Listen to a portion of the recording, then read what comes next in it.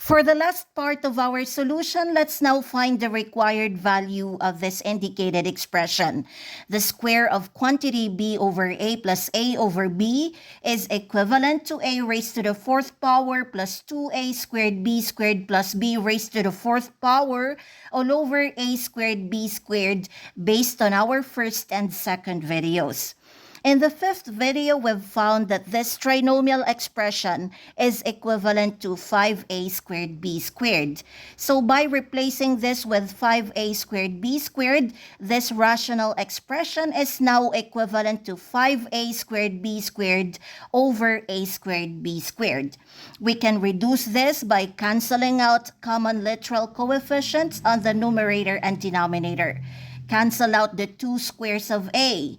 Cancel out the 2 squares of b. So we are left with this numerical coefficient 5.